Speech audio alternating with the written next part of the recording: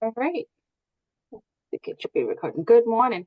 Welcome to January's federal fiscal office hours. We're glad you're able to join us. We just discussed we maybe should have sent a reminder out about a week ago, neglected to do that, so our apologies for that. This is being recorded, so we can make sure it is provided after the fact. So you'll all have access to it to refer back to later if needed. Our agenda for this morning, we're going to walk through some written procedures and written policies. We're going to discuss obligation versus expenditures. Going to give a quick overview regarding some invoice and reminders and supporting documentation. You'll hear from specific teams regarding updates related to their programs and their grants specifically. And then we'll have a time for question and answers at the end of the webinar. At any point in time, you can put a question in the chat. We'll hold it and we'll answer them at the end. And we'll do it that way rather than interrupting if possible. But if there's something that's pressing that you really need to ask in a section, feel free to do so, raise your hand. And one of my colleagues will make sure that we get to that question. So moving right along, we're going to discuss written policies and procedures, and I'm going to hand it over to Tyra. Good morning, everyone. As we move through this slide deck, you will notice that we are sharing information that we learned at Brewman in October of last year. I think we need to understand the difference between a policy and procedure before we move forward with the list. A policy sets the rules. It defines what needs to be done. Procedures are step-by-step instructions that explains what needs to be done to comply with the written policies. Although the Education Department General Administration Regulation, or known as EGR, clearly states what written policies are required for federal awards, it does not indicate a requirement for written procedures to align with the required written policies. The Maine DOE highly suggests written procedures accompany all written policies. This may be referred to as a standard operating procedure for your agency as well. Brewman shared with us required written policies. Here, this slide is a list that they shared with us and their associated referenced regulation. We will review the components for a travel reimbursement policy in just a few minutes. Let's take a look at the list of required written procedures that Brewman shared before going into the specifics for a written travel reimbursement policy. This is a list of written procedures that are required if you get a federal award. The regulation that pertains to these written procedures is referenced here on the slide. We may not monitor, meaning the Maine DOE may not monitor all of these written procedures, but the responsibility to have these written procedures falls on the subrecipient as well. This is just a list of suggested written policies and procedures. It is a good idea to have them, but it is not required.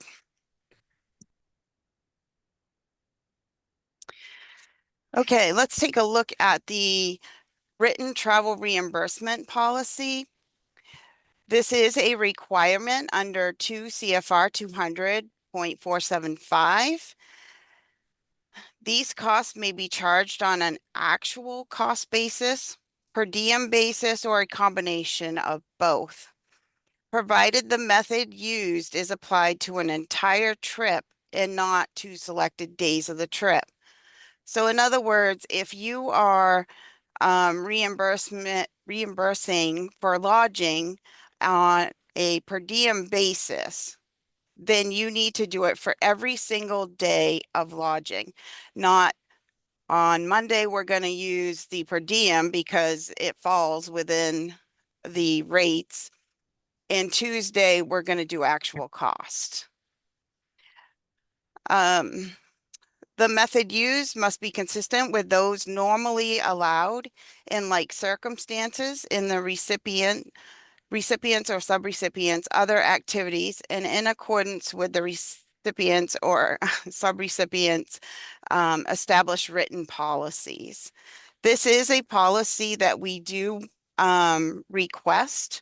I request it sometimes on a reimbursement if you have asked for reimbursement for a travel. I at times will ask for your written travel reimbursement policy. The next slide will show you the components of a travel reimbursement policy. This means that your written travel reimbursement policy must show lodging, subsistence, transportation, and rates for travel expenses. A travel reimbursement policy should include allowable travel expenses that are eligible for reimbursement, the rates at which these expenses are reimbursed.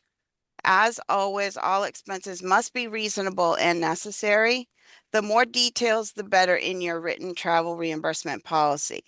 Some questions have been posted recently on the ASBO forum around reimbursement for tips. This should be in your policy and the amount needs to be reasonable. So set a reasonable percentage in your travel reimbursement policy Do we have tip fees? for reimbursement of tips.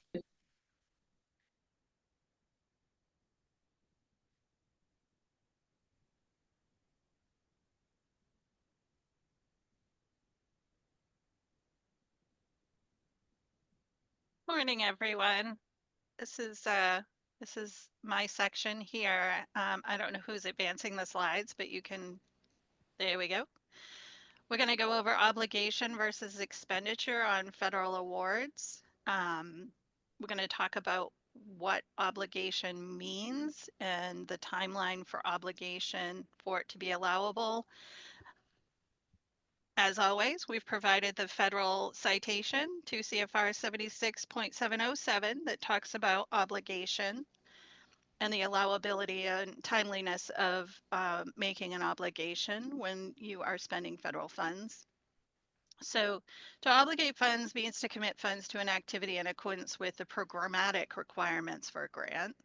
Those vary over all of your federal grants and should be in grants for Maine under a project. An obligation occurs when funds are encumbered on or after the project start date and up to the last day of the project period. So an obligation, your grants run generally from July 1st if you get substantial approval for a July 1st start date through 27 months. So they end on 9/30. An obligation must be made prior to 9/30. That means that contracts need to be signed, POs need to be and need to be done. We prefer that the order for supplies associated with a PO be actually made before 9/30. So everything to make sure you don't run into any problems, do a PO and place your orders prior to 9/30. Contracts can be enacted at 9/30 and they need to be fully liquidated, which means work all needs to be accomplished and billed and paid out by the end of the liquidation period. Expenditures are simply the payment of funds. Your liquidation period is a 90-day period. All expenditures and obligations must have been purchased, services must have been rendered, and those payments must already have been made. You also need to seek reimbursement, and reimbursement needs to be made within your period of liquidation for IDA. The liquidation period refers to the time after a grant deadline when properly obligated expenditures can be claimed and we close your grant. So let's talk about the project period or the period of availability. Kind of to reiterate what I just said. The period established in the grant is from the start to the end of the project. An obligation may begin once substantial approval status has been met. That's not always July 1st. You have to get substantially approved on your application in order to establish that substantial approval date. So for your FY25 IDA grant, for instance, that would run from July 1, 24, provided you got substantial approval for July 1st through September 30, 2026. That's 27 months long. All obligations must be made before the project ends on 9/30. Liquidation must occur no later than 90 days after the end of the project. The newly agreed upon across all grants at DOE established deadline for getting your invoicing in is December 15th. And that just simply provides enough time for all invoices to be reviewed and processed through your federal grant team and sent downstairs to DAFs to be paid out.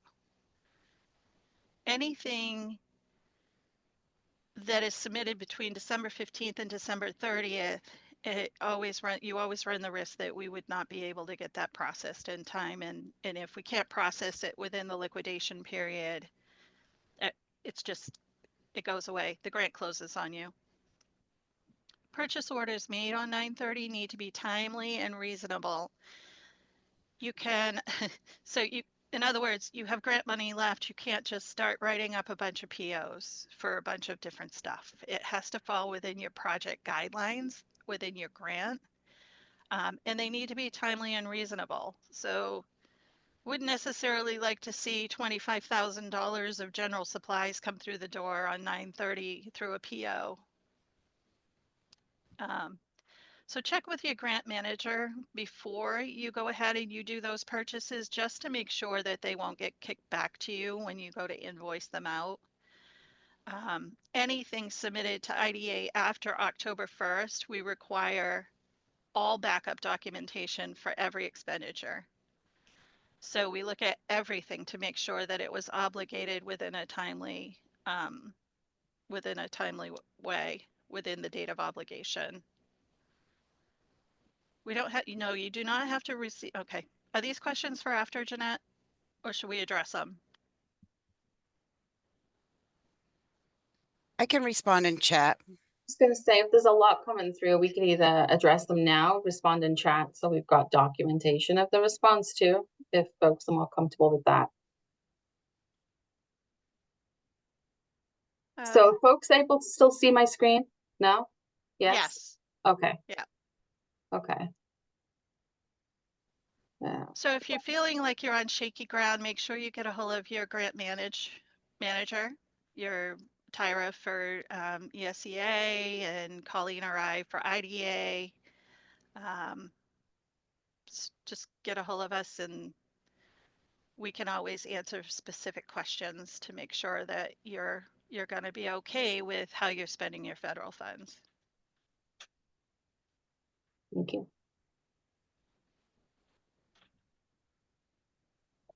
Okay, invoicing reminders. There's just a few reminders that I want to share with you. Please keep in mind that if you are new to federal grants, I suggest that you go look for some training that has been posted to our website. There's guidance documents. Every team has guidance documents, but the minimum in grants for me is a detailed expenditure report for the service period. So when you're submitting a detailed expenditure report, I should not see salaries 30,000 for October 1st to October 31st. I should see the dates in which the salaries posted and who is getting paid. I don't necessarily need to see their names, but I should at least see their position. So in other words, like Title I salaries for teachers or Title I salaries for ed techs. And at no time should a invoice be submitted for just salaries. The associated benefits with those salaries also needs to be requested on the same reimbursement.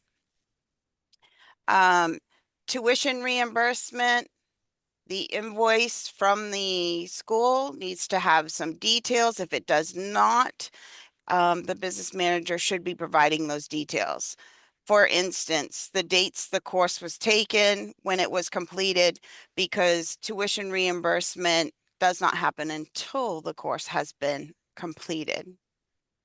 For professional development, travel, I need to see receipts. We need to see receipts for travel, meal receipts, if applicable, because if your travel reimbursement policy indicates that you are using the per diem amounts that can be found at gsa.gov, then we don't need to see the receipts.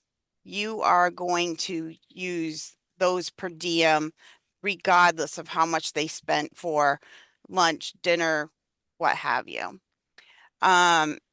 Airfare, I need to see the receipt, as well as for the hotel. And like I said before, at times I will request a written travel reimbursement policy. It's one thing to have a policy, it's another thing to adhere to your own policies. Not everybody is aware of that. I've seen recently where lodging is on a per diem basis, and for the area, the lodging was like $234 a night, and the first night of the stay was $797. So to avoid searching for other avenues to absorb these expenses, please be mindful of your travel reimbursement policy. Same with registration fees. A lot of times I can see on a expenditure report exactly the conference that is being attended, but that's it. I can't see the dates. I can't see who's attending. So please make sure that you are also uploading those documents as well. And as always, the Maine DOE reserves the right to request additional backup at any time. So these are just a few reminders. Accrued salaries, wages earned but not yet paid out, cannot be paid with current year funds. So in other words, you accrue salaries on June 30th of the current fiscal year. Those are for wages earned during the school year that just ended. So you can't use your current funding streams. For instance, FY25 cannot be used for accrued salaries that were accrued 6/30/24. Does that make sense? Also, summer programming. There should never be accrued salaries for summer programming. Summer programming is outside of their contractual day, and it needs to be paid when they earn it.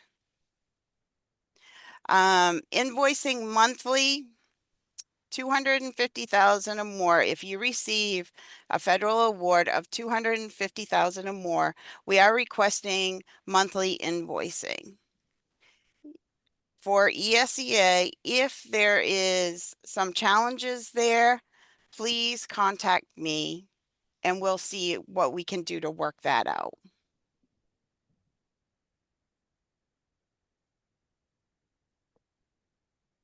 Morning, everyone. This is Megan Dichter, State Director of Adult Education. Just a few updates for you. Our AFLA and IELCE funds are being administered through Grants for Me and have been since they started on July 1st. And we are hoping to have our Maine College and Career Access grant move to Grants for Me as well, beginning July 1st, 2025. most of our MJRP contracts, so those are the Strengthening Maine Workforce grants and the College and Career Success Coordinators, have been extended to June 30th, 2025. However, not all of the funding is going to make it to 2025. So our 2025 fiscal agents know how long their funding lasts, but depending on your district, that funding may run out before June 30th, 2025. And then I wanted to make you all aware of an opportunity through Maine ASBO on February 6th. There's a webinar that will be providing an overview of adult education funding from 12 to 1. And I think that link probably went out to members from MASBO or will be coming out soon. And we have our upcoming invoicing deadlines for AFLA, IELCE, Maine College and Career Access, and MJRP on January 31st. Thank you.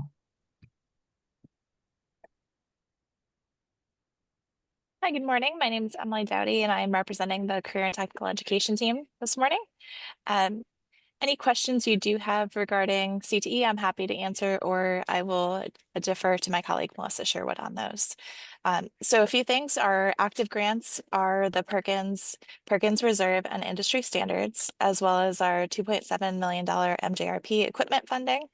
The top three have active periods from July until September, and the MJRP funding is from July to the end of June. Just a few reminders, and you've heard these before, we do encourage quarterly invoicing. This has been a shift for our team to align with the other fiscal teams. The second bullet is that we're asking that folks submit their fiscal year 24 FERs for Industry Standards and Perkins. Any questions you might have can be directed to Melissa Sherwood, and we do offer office hours drop-in.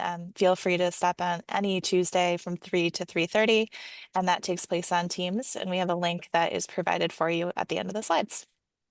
I will turn it over to our child nutrition team.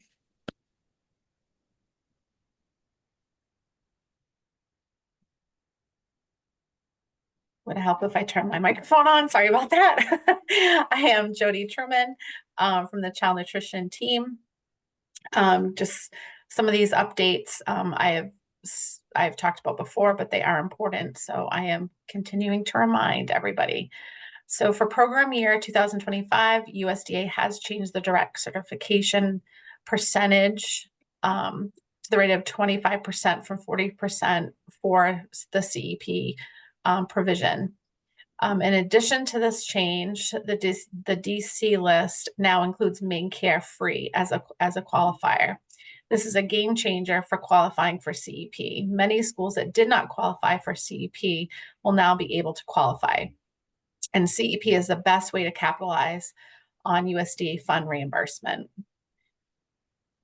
With CEP, your DC percent is then times by 1.6 to give you a higher free claiming percent from USDA. All schools are encouraged to run the numbers to see if you qualify. And if you do qualify,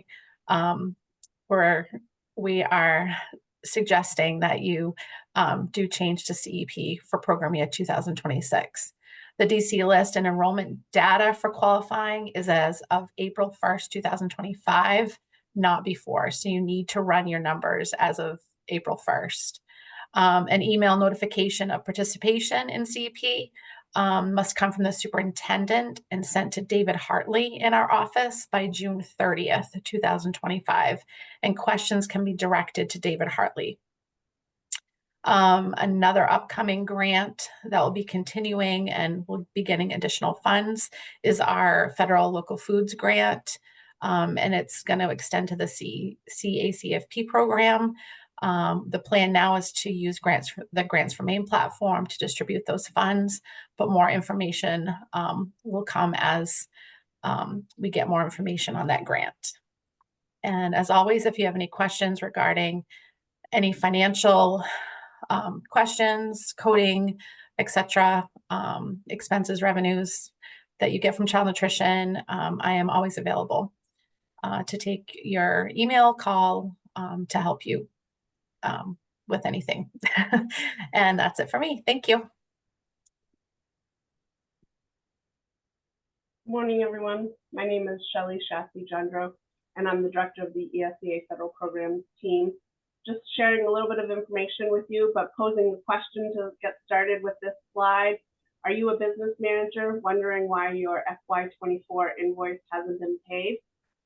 We are encouraging that you check with the application, but also your ESEA coordinator in regards to FY24 funds, and make sure that the performance report has been completed and submitted for approval.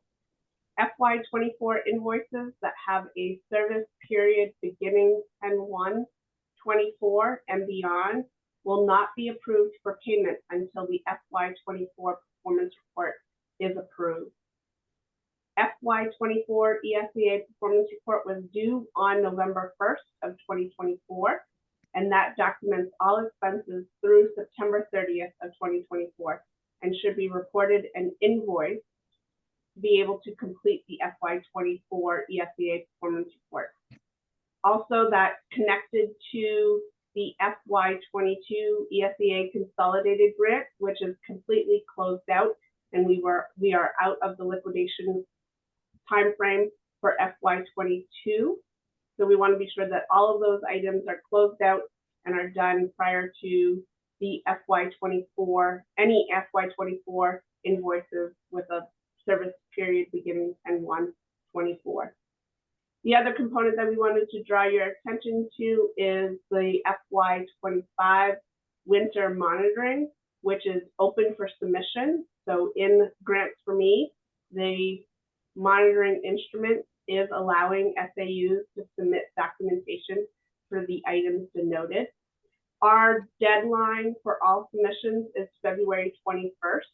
We have provided an ample amount of time for SAUs to be able to submit the documentation associated with the FY25 winter monitoring cycle. Our team, the ESEA team, will begin reviewing all documentation the following Monday, February 24th, and engage in conversation with SAUs by March 21st. So you will see feedback in the consultants list at that time after March 21st.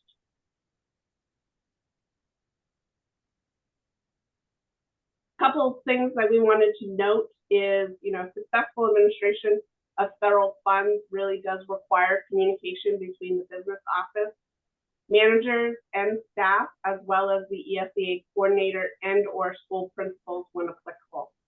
The communication should be ongoing throughout the year. We recommend that a minimum of quarterly meetings occur to make sure that the business office and the ESEA coordinators are all on the same page in regards to project administration and expenses. Business managers need to make sure invoicing is up to date so that the ESEA performance report can be submitted timely, which we discussed in the earlier slide. Again, invoicing for expenses through 9/30 is essential to allowing for all reporting expenditures on the performance report. These figures can be submitted in Grants for Me either by the ESEA coordinator or the LEA Fiscal rep. Reach out to either the ESEA management analyst, which is Tyra, who presented earlier, and or your SAU's regional program manager with any questions. Now I'll turn it along to our friends in OSFI.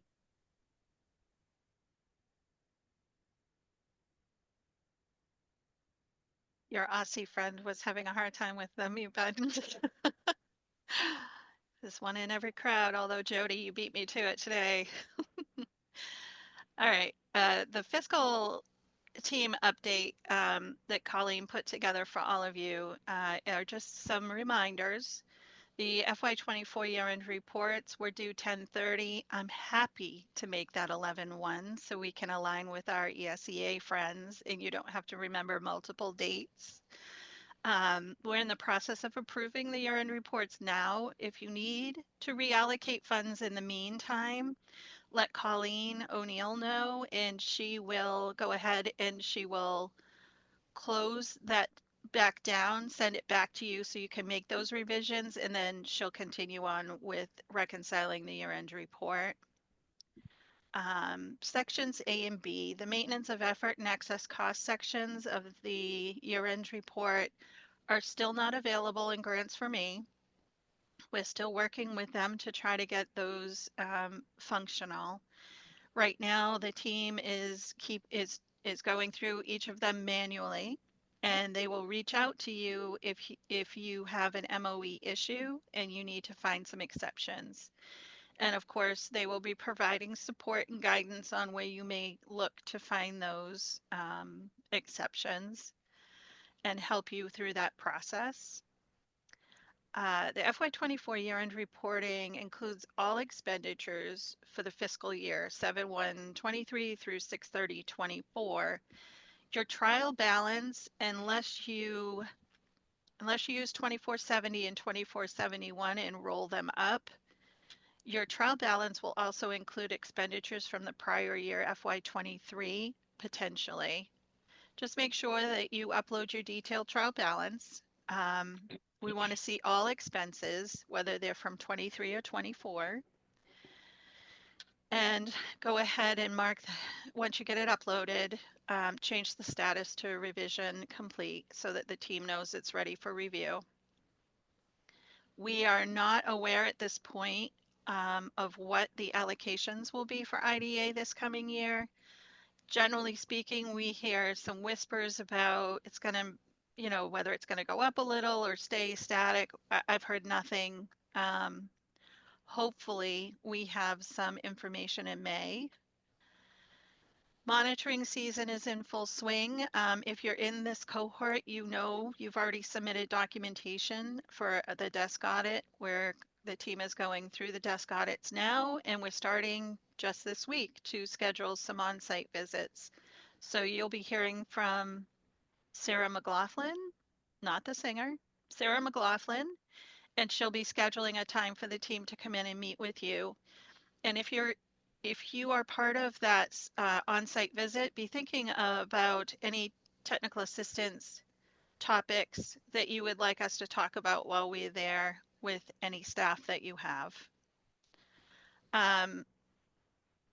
Colleen wanted you all to check grants for Maine just to make sure that all your applications and year-end reports are completed and approved, because invoicing could ultimately be suspended for late reporting, and we don't want to run into that issue. So just make sure that everything is in. She brought up some common billing errors here. The 10% rule is coming up for IDEA, and that's the aggregate of reported expenditures in excess of the approved budget, may not exceed 10%.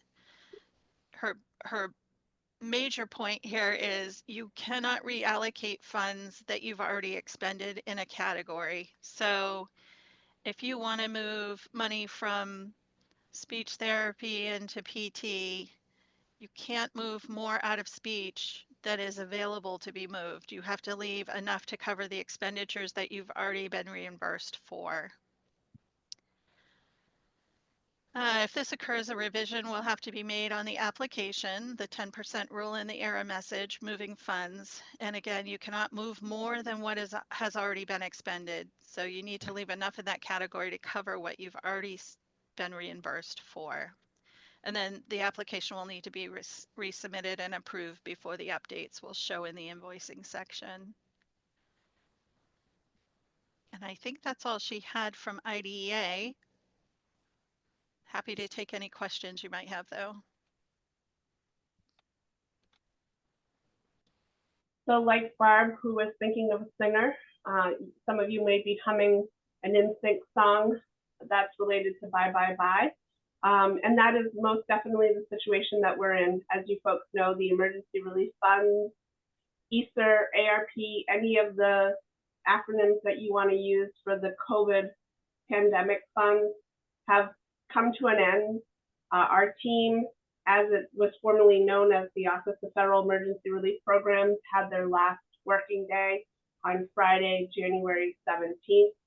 We do have some components of the work that is ongoing, particularly 5 SAUs submitted for a late liquidation extension of ARP ESSER funds. We continue to support those SAUs in particular. We also are working with our colleagues in the Division of Administrative and Financial Services, known as DAF, to close out all funding associated with all the emergency relief funds. However, we know that there's a component associated with reporting and providing all the wonderful information that the U.S. Department of Ed requests annually. We do not have that currently structured for FY24 or FY25 if you happen to use any of your emergency relief funds after July 1st of 2024. That will require an additional reporting performance report. But we do hope that you stay tuned in, and that information will be forthcoming as soon as possible.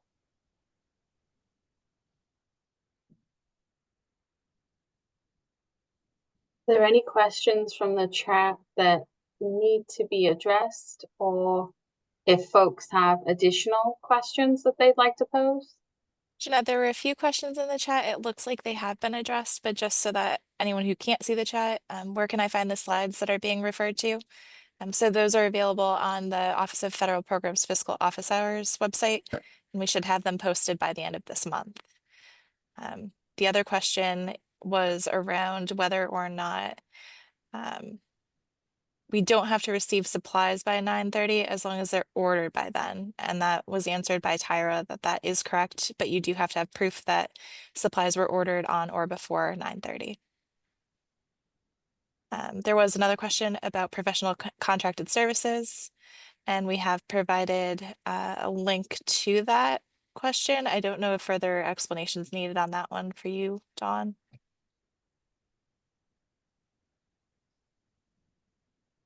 And then the last question, one question, need the summer salary requirement repeated by Tyra if possible. Tyra, can you share a bit more about the summer salary requirement?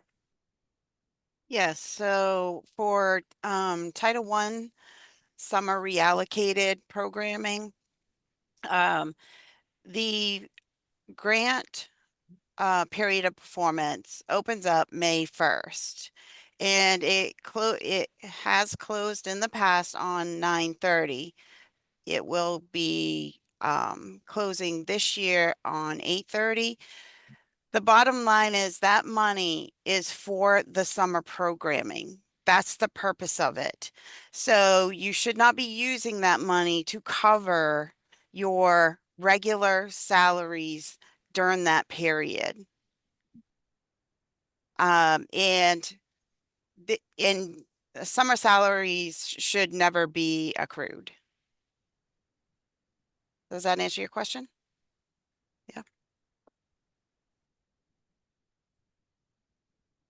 Any other questions anybody would like to pose?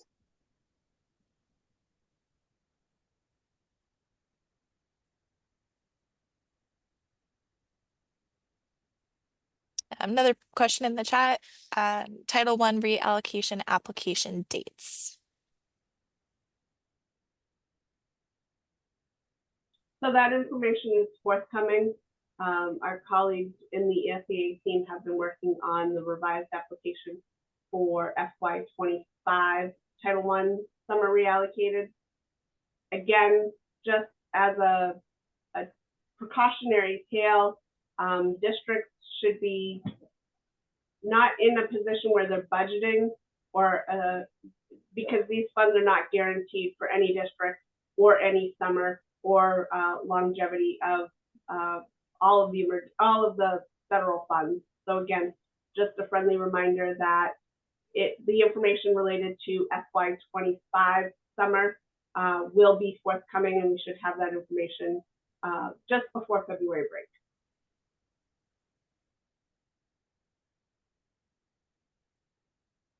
Any other questions?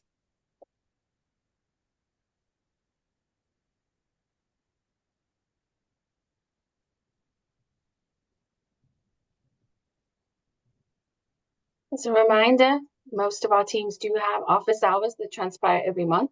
We've hyperlinked those links where applicable, and information will be coming soon regarding others. As a reminder, our federal fiscal office hours have moved to quarterly dates. So you can see there, our next one will be April 24th, followed by July, and then in October. And our final slides just give you the program contact folks and their email addresses. Should you need to reach out, you need them then quick in hand to be able to grab their email addresses. So we've included all of those here. And then, of course, you can reach us online. We have multiple mechanisms where you can reach us. And obviously, you have the individual email addresses of your program contacts as well, should you have any questions or need any additional technical assistance or support. If there is nothing else, I will end the recording and I will provide these to you all as soon as I can. Thank you all for joining today. Have a great rest of your week.